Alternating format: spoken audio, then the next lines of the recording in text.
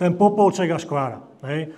Pani Medovičová nebude súhlasiť, zaznelo to ale aj od nej, Škvára sa využíva, ja viem o tom, že v Taliansku, v Holandsku, na viacerých miestach ako stavebný materiál do exteriérov. Keď je to odpad, je to očkový odpad a naozaj je snaha využívať ho. Tá téma bromovaných dioxínov, opäť išli by sme asi príliš odborne do hĺbky, ale trend v európskej, na rozdiel od Číny, trend v Európskej únii tých bromovaných dioxínov je klesajúci.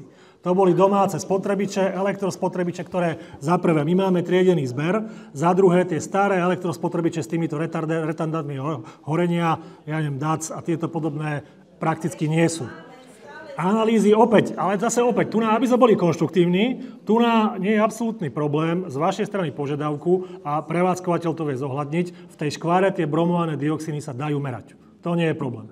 Ja si osobne myslím, nemám presne v hlave, ako to robia Holanďania a Taliani, ale myslím si, že tento problém nejakým spôsobom riešia.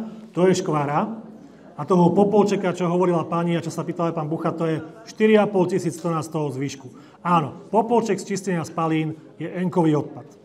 Ale ide teraz o tú podstatu, že vy vezmete 135 tisíc tón odpadu, ktorý dneska skládkujeme a namiesto neho skládkujete len 4,5 tisíc. Otázka, ešte počkajte sekundičku, dokončím to, nech si tu naozaj neskáčete krížom krážom. Otázka na akú skládku, opäť my nemáme zatiaľ, nie sme tak ďaleko, aby sme uzatvárali zmluvy so skládkami, ale súčasťou správy sú 4 skládky v dosahu, opäť 50-70 km enkového odpadu, kde sa toto dá ukladať. Tá doprava zohľadňuje aj toto. Doprava zohľadňuje nielen ZEVO, doprava, tie čísla, čo sme vám tu hovorili, zohľadňuje všetky zložky vrátane aeróbnej fermentácie, vrátane suchej plynovej fermentácie, všetkého. Doprava v tých číslach, ktoré sme tu hovorili, ráta komplet so všetkým.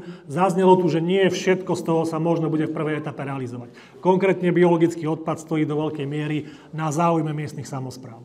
Holíč, áno, cestné trasovanie, my sme to zachytili, ja osobne prvýkrát niekedy ešte hneď na jeseň.